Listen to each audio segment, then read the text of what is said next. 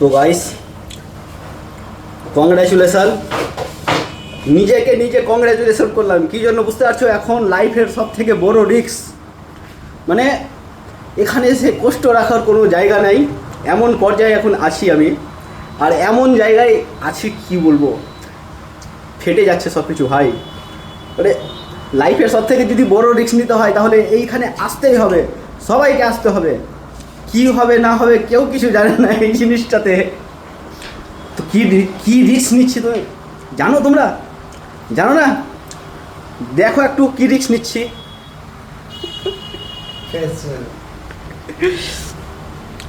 এটা হলো লাইফের সব থেকে বড়ো রিস্ক। আর রিস্কটা আমি নিলাম, কিন্তু কাজ করবে এই তো।